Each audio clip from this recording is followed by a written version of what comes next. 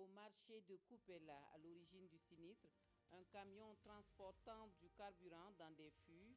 Une bonne partie du marché a été ravagée par les flammes. Les feux ont été maîtrisés par les sapeurs-pompiers venus de Ouagadougou. On ne déplore pas de pertes en vie humaine.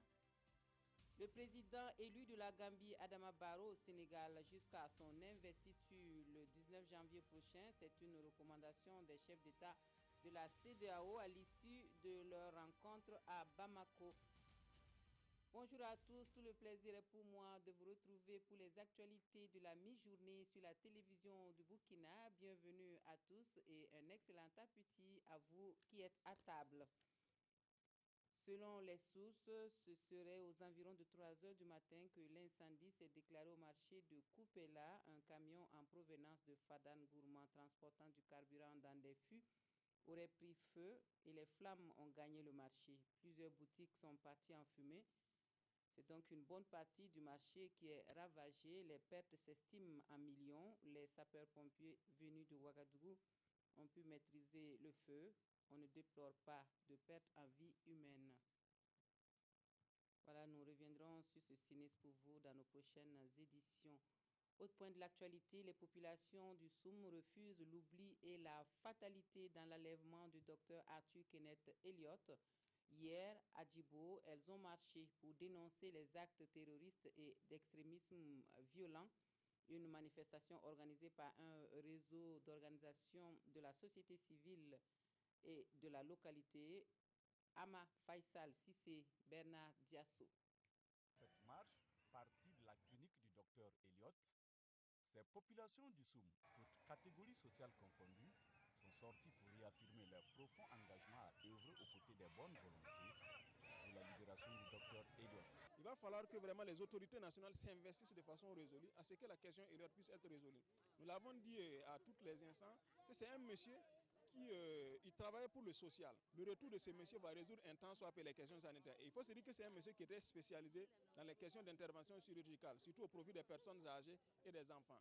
Et c'est comme nous l'avons dit dans la déclaration, si ce docteur ne revenait pas continuer son œuvre, nous risquons de perdre vraiment la troisième génération. Et après avoir sillonné quelques artères de la ville de Djibo, tout en scandant des slogans relatifs à la libération sans délai du docteur, ces marcheurs seront reçus par l'autorité. Avec cet engagement, nous sommes sûrs que l'exécutif, avec ses amis, avec les pays voisins, vont œuvrer également pour libérer le docteur Elliott. Bien avant, des prières ont eu lieu dans certains lieux de culte et continuent d'être organisées dans le cadre des activités marquant la commémoration de l'an 1 de l'enlèvement du docteur Arthur Kenneth Elliott. Le 7e escadron de la Gendarmerie nationale du Burkina va bientôt décoller pour le Darfour. Fort de 140 hommes, le contingent va assurer la sécurité des personnes et des biens dans cette zone. Les hommes ont eu droit ce matin aux dernières consignes de la hiérarchie militaire pour une bonne tenue de leur mission. La rencontre a eu lieu au camp de Paspanga à Ouagadougou en présence de Nongba Kouda et Bouma Ernest Nebié. Au nombre de 140, ces forces de défense et de sécurité burkinabées sont constituées majoritairement de gendarmes. Ils iront relayer le 6e escadron en fin de mission au Darfour. À quelques heures de leur départ, le chef d'état-major général des armées, Oumarou Sadou, par son adjoint, leur donne au camp Paspanga des conseils et des consignes qui les aideront à mieux accomplir leur mission.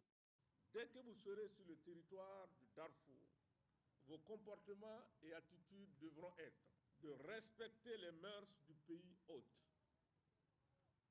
de tenir compte des cultures des autres frères d'armes que vous côtoierez tous les jours, de vous conformer strictement aux règles d'engagement en vigueur au sein de la force, de maîtriser les règles de comportement édictées par le commandement de votre escadron. Après 3 mois de formation conséquente, le chef d'escadron Aristide Kombari et ses hommes se disent confiants. Oui, à mon humble avis, je suis prêt et je pense que l'ensemble du personnel également est prêt, d'autant plus que nous avons été bien formés Et il y a même eu une inspection des Nations Unies qui est venue et qui a validé la formation ainsi que le personnel. Le départ du contingent est prévu pour le 19 janvier prochain. Sur le terrain, il aura pour tâche principale la sécurisation des institutions et du personnel des Nations Unies. La mission va durer 12 mois. La FAO, en collaboration avec le Royaume de Belgique et le gouvernement burkinabé, lance le projet Caisse de résilience. Le programme vise le renforcement et l'amélioration des activités agro-silvo-pastorales. Par des moyens techniques et financiers, les acteurs de l'agriculture sont venus de tout le Burkina Faso pour prendre part au lancement du projet le 12 janvier dernier. Issa Ouedraogo, Dimitri Badini, avec la voix de Ismaël Diloma Sirima. Pour remédier à l'insécurité alimentaire et nutritionnelle des populations vulnérables, la FAO a mis sur pied le projet Caisse de résilience, un projet financé par le Royaume de Belgique à hauteur de plus d'1 milliard de nos francs. Prévu pour une durée de 2 ans, le projet Caisse de résilience va concerner les régions du Nord, du Centre-Nord et du Sahel. L'objectif du projet, c'est d'accompagner le gouvernement dans les actions de résilience pour permettre aux populations vulnérables de pouvoir prévenir, absorber et se relever des différents chocs qu'ils ne manquent de connaître. Et qu'à travers l'appui de la FAO, nous allons arriver véritablement à développer au niveau des populations vulnérables des capacités de résilience par rapport à l'adoption des techniques de production agricole, mais également à développer des stratégies pour améliorer les revenus. Selon les statistiques de la FAO, plus de 2500 ménages sont vulnérables au Burkina. Grâce aux résultats de cette rencontre, elle espère réduire la vulnérabilité des moyens d'existence agricole à travers l'approche Caisse de résilience au Sahel. Et le même jour, à Kampiti, dans le Sahel, les élèves bénéficiaient d'un déjeuner offert par le Programme alimentaire mondial. Le repas s'inscrit dans le cadre du projet Cantine scolaire pour lutter contre la malnutrition et l'absentéisme à l'école. Des précisions avec Ama Faisal Sissé et Joseph Bambara. Les élèves de l'école primaire publique de Kampiti traduisent leur gratitude au Programme alimentaire mondial PAM et aux autorités burkinabées lors de cette cérémonie. Cérémonie qui réunit les partenaires du PAM et les représentants de l'État dans le cadre du déjeuner organisé par le PAM à l'honneur des élèves afin de lutter contre la faim au Sahel. Ce déjeuner s'inscrit dans le cadre du projet Cantine scolaire que le PAM soutient à travers son projet Yahoo. Nous visons d'abord la diversification de la diète des enfants. Deuxièmement, nous cherchons à introduire pour la première fois de la protéine animale dans leur diète. Et troisièmement, nous cherchons également à promouvoir les produits locaux. Le projet Yahoo, lancé dans sa phase pilote en 2015 dans la province du Sono, consiste à introduire, en plus de la bouillie faite à base de farine importée, le Yahoo dans le menu du petit déjeuner des élèves. Outre cela, il assure un déjeuner aux élèves et 10 kg de céréales par mois aux filles de la classe de CM2. Les responsables de l'école de Kampiti, qui ont accueilli la cérémonie de lancement du projet Yahoo, se réjouissent de son impact qui se fait déjà sentir. Non seulement les absences sont à moins de 1% dans toutes les classes, et en plus de ça, l'enseignement-apprentissage a connu un taux de succès beaucoup plus élevé. Ce déjeuner, organisé à Kampiti par le PAM, se tient aussi dans plusieurs pays. Pour s'assurer de la qualité des mets, le PAM a fait appel au service du chef Christian Abégan, qui a effectué le déplacement de Paris pour l'occasion. Le ministre de la Promotion de la Femme a pour sa part traduit la reconnaissance du gouvernement au PAM qui, depuis 2004, accompagne la région du Sahel dans le cadre du projet Cantine scolaire. Et pour améliorer le repas quotidien des Burkinabés, la quantité de poissons congelés importés chaque année pour satisfaire la demande sans cesse croissante au Burkina Faso est très importante. En plus du poisson importé, il y a celui issu de la pêche traditionnelle, bien sûr, mais de plus en plus, on se tourne vers le produit de la pisciculture. L'élevage de poissons est une activité pratiquée par des jeunes abagrés, des jeunes entrepreneurs qui soutiennent que le marché du poisson est assez prometteur au Burkina. C'est le dossier de la rédaction proposé par Nong Bakouda et Aboubakar Sagnon. Depuis 2012, Souleymane Yougbaré, ancien employé de la ferme piscicole de Bagré, travaille pour son propre compte. Il est ce matin sur les berges de ces bassins piscicoles, car c'est l'heure de nourrir le poisson. Le jeune promoteur dispose d'un étang de 200 mètres carrés pour la production des alevins et de 2 étangs de 800 et 1300 mètres carrés pour le grossissement du tilapia, communément appelé carpe, et du poisson-chat ou silure. Ce n'est pas encore la période de la récolte, mais pour nous, une pêche spéciale est organisée.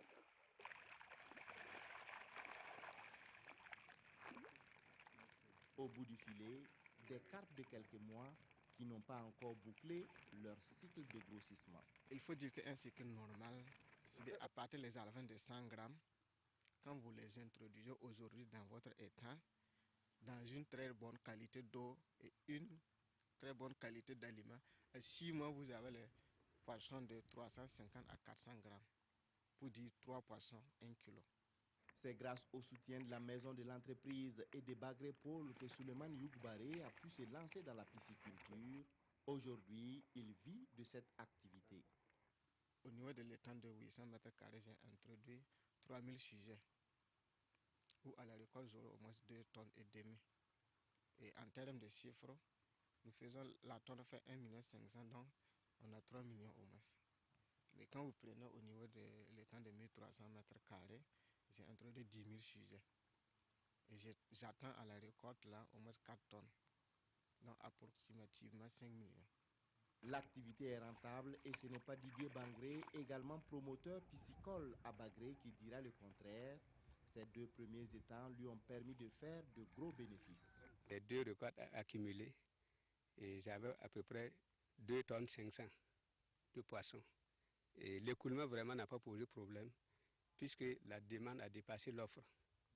Donc, il y avait les clients vraiment, il y avait une très grande affluence.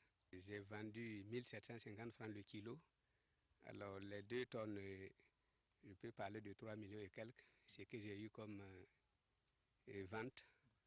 Alors, en ce qui concerne partie dépenses, bon, j'avais au moins une dépense qui se montait à 750 000.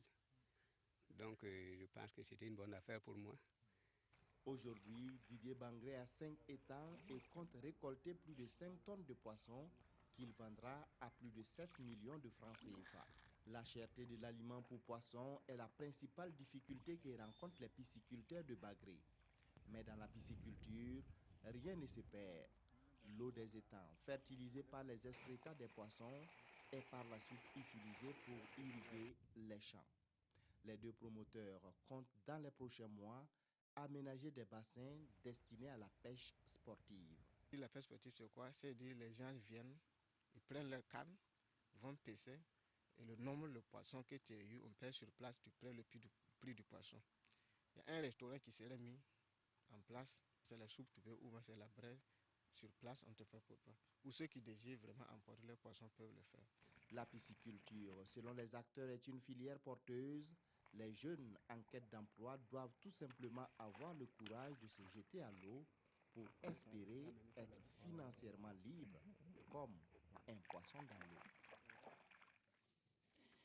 Et à Gorom, on a accueilli le 13 janvier dernier la phase course de chameaux du Festival des chameaux des arts et de la musique du Sahel. L'innovation de cette édition du Festicham, c'est le report de la partie musique pour le mois de mars prochain, et ce sera à Dori et à Gorom, Bourema Kane, Joseph Bambara. Une parade suivie d'une démonstration qui a débuté cette 14e édition du Festival des chameaux, des arts et de la musique du Sahel, Festicham.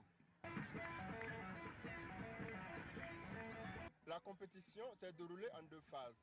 D'abord une phase éliminatoire lors de laquelle les 30 chameaux se sont mesurés en 3 groupes de 10, puis la finale qui a opposé les 3 meilleurs de chaque groupe. Au thème de 2 tours de terrain, c'est Mohamed Agouma qui s'est avéré le plus rapide des 9. Remportant ainsi les 100 000 francs CFA de cette 14e édition qui connaît une innovation.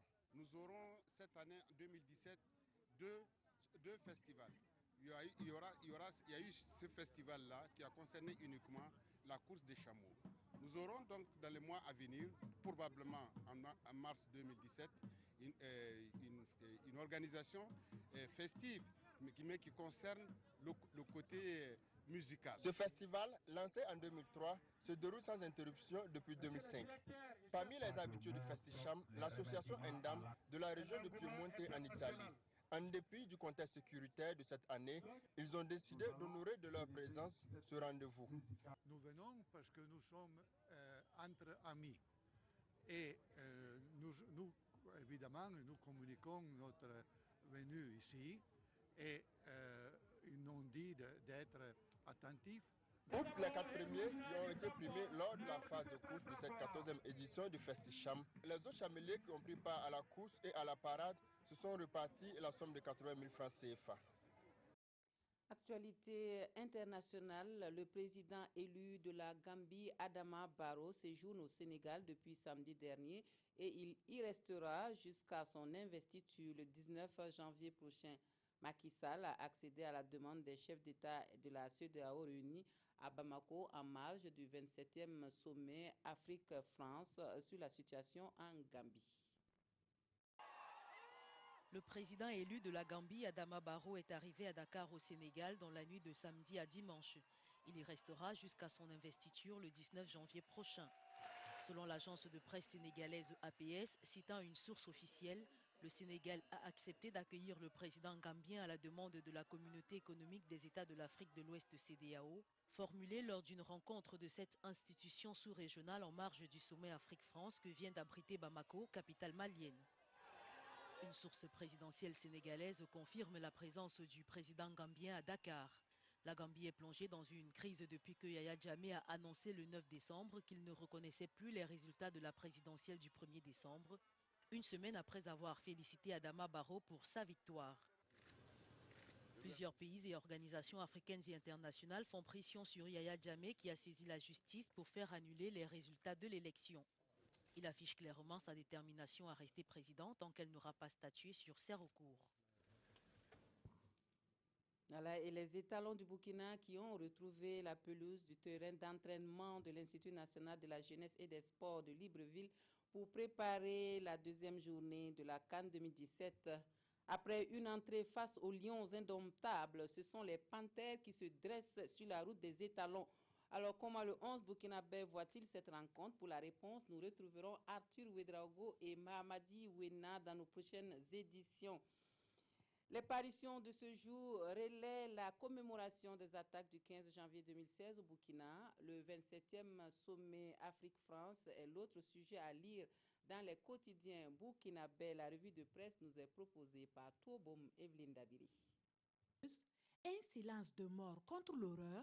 Les parutions de ce jour rapportent ainsi la commémoration du premier anniversaire de l'attaque de Ouagadougou. Aujourd'hui, au Faso déroule la cérémonie d'Itanier, dévoilement de la stèle, discours du président et des parents des victimes. Un souvenir douloureux pour les parents des victimes, écrit le quotidien, qui rapporte les réactions de quelques parents de victimes. Ce n'est pas facile, il y a un vide en nous. Quand les enfants pleurent l'absence de leur père, à aucun moment tu ne peux sourire. L'observateur Palga, lui, donne la parole aux rescapés qui reviennent sur ces douloureux événements. Caché sous un véhicule, mon costume a pris feu. Nous étions morts à 95%, quand d'autres affirment être sous traitement depuis lors. Mais où en sommes-nous avec l'enquête? Interroge aujourd'hui au Faso. Réponse du procureur, 3 suspects sont arrêtés. L'instruction se poursuit avec l'attente des réponses des réquisitions émises en Côte d'Ivoire et au Mali. Au-delà de cette commémoration jugée sobre par le pays, ce journal remarque que le défi sécuritaire reste entier au Burkina. Pour ce journal, en un mot comme en mille, un an après, malgré les mesures concrètes de sécurisation de nos frontières, on ne peut que se rendre à l'évidence que le défi sécuritaire reste entier au Burkina Faso. Toujours dans le pays, les images des 30 victimes de l'attaque. Autre actualité dans vos quotidiens, le 27e sommet France-Afrique de Bamako tenu les 13 et 14 janvier. Un sommet auquel a pris part le Burkina sous le thème « Défis et menaces à la paix et émergence pour une croissance inclusive, créatrice d'emplois », précise Sidoya, qui explique que le président du Faso a souscrit à l'idée d'une mutualisation des efforts pour contrer le terrorisme. Il a été aussi question de budget pour équiper les armées et la nécessité de mutualiser nos moyens de communication, de renseignement, de surveillance de nos frontières, explique Roch-Marc Christian Kaboré dans Le Quotidien. Voilà, on s'arrête ici pour les informations de la mi-journée. Je vous rappelle juste l'affiche de ce jour pour la CAN 2017 au Gabon. À 16h, vous aurez la Côte d'Ivoire qui jouera contre le Togo et à 19h, c'est la République démocratique du Congo qui sera face au Maroc. Merci de nous avoir suivis. Un excellent après-midi à tous et à toutes.